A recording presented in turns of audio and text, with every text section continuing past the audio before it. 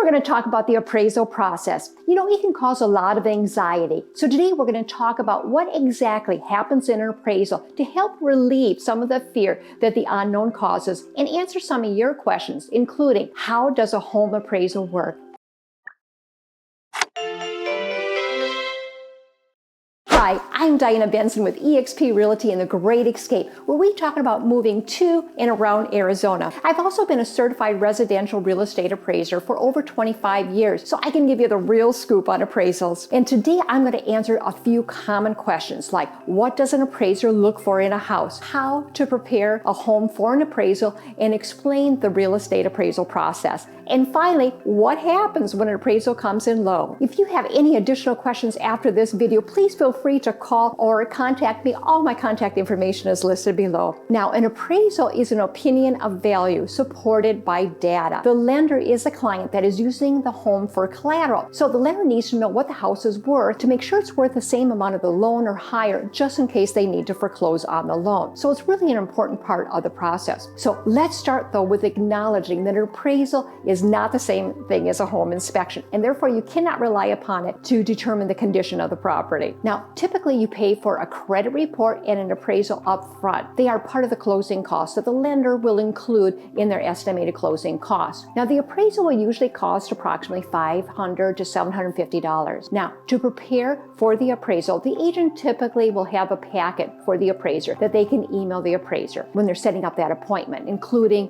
anything new that has been completed in the home, when it was done, the cost of these projects, and also any comparables that they might have used to determine the value. Now, the first step in the process, the appraiser will spend time researching the area and the data. Next, the appraiser will inspect the property. The appraiser will make arrangements with the seller or the seller's agent. The seller can be at the home while they're doing the inspection. It's not a problem at all. Now, what is the appraiser looking for in the house during the inspection? Well, they're looking for the health and safety issues. They're determining the level of maintenance, the size of the house and its amenities. They start on the exterior. They measure the house to verify that it's the same size that's in public records. So public record says it's 2,400 square feet. They want to verify that it's 2,400 square feet. You know, there are times that the wrong house was assigned to the lot, or the prior homeowner was going to build an addition but never did. Well, the homeowner had to obtain building permits, so that area is appearing in the public records and on the sketch, but it was never built. Or an addition is added, but it's not of the same quality, or it's not heated and cooled, or there's a mother-in-law quarters that's added with the access only from the outside, and therefore that area cannot be included in the gross living area, but instead it's addressed as an amenity. So measuring the house will sort all this out. Now, while they're doing that, they observe the major components of the house, the foundation, the exterior walls, and the roofing. They take note of the landscaping and the exterior amenities such as fire pits, barbecues, ramadas, patios. They look for the health and safety conditions that would actually affect the safety or value of the home for the new homeowner. So it's best to get the repairs completed before the appraisal if it's possible. So for instance, get that peeling paint, replacing that rotted wood or those missing shingles. This will save you time and money so the appraiser doesn't have to come back out there after the repairs are completed, especially if it's a FHA or VA appraisal. With these two types of loans, the home must meet minimum property requirements. So this includes making sure that all the equipment is in working order, such as the air conditioner and appliances, that there's no exposed wood, that the drainage is away from the house so that when it rains, water doesn't pool up against the house, to make sure that the roof is in good condition with no leaks. If these items are not in working order or done properly, they'll need to be repaired prior to the loan closing. Then they move into the interior of the home. They're drawing the floor plan to make sure that it has the proper flow on the appropriate sizes and the room count. They look at the type of flooring, the cabinets, counters, appliances, bath surrounds, or wainscot. They look for any deferred maintenance, like for instance, is a cabinet door missing, or does a carpet need replacement? Does a sink leak? The extent of this portion of the inspection will be determined by the type of loan. For instance, if it's an FHA loan, the appraiser will do a head and shoulders inspection of the attic. So the homeowner needs to make sure that it's clear below the scuttle or the access to the attic, and also provide a ladder. The appraiser will see what improvements have been made recently. So it's very helpful to have a list or a mental list to discuss this with the appraiser.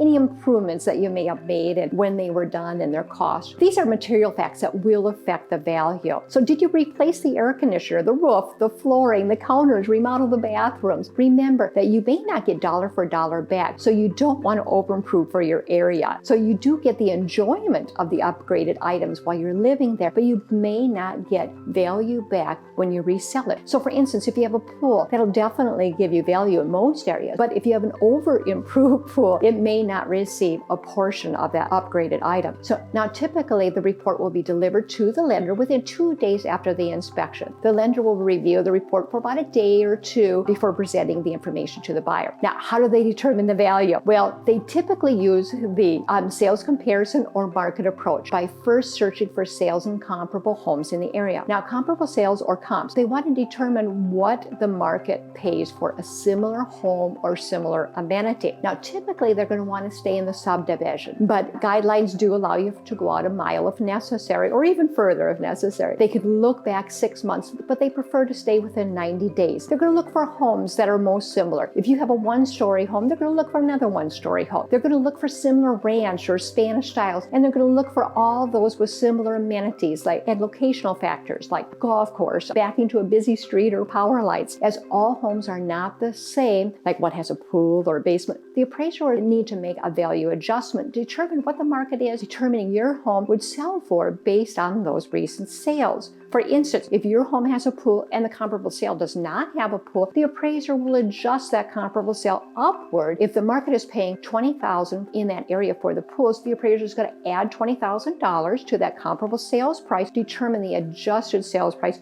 or that sales price that it would have sold for if it had a pool. Or the opposite, of course, is also true. If you don't have a pool and the comparable sale has a pool, the appraiser is going to subtract that $20,000 from the comparable sales price, determine the adjusted sales price. Now, when there's a limited supply of homes for sale or recently sold, that really forces you to use comparable sales that are less similar or farther away, resulting in larger adjustments. Now, the appraiser will determine the market trends based on data over the last few quarters. For instance, are values going up or are they going down? They're going to adjust accordingly. They're going to look at the current listings and pending sales as well to determine if these trends are continuing. So if prices are continuing to go up, the appraiser is going to come at the higher end of the value range. And if values are continuing to decline, the appraiser is most likely going to come in at the lower end of the value range. Now, what happens when it comes in low? Well, most contracts have an appraisal contingency, which means that if the appraisal does not come in at or above the sales price, the buyer can cancel the contract and you can get your earnest money back. But now you have a couple of different options. First, as a seller, there are a couple of things that you can do to avoid this.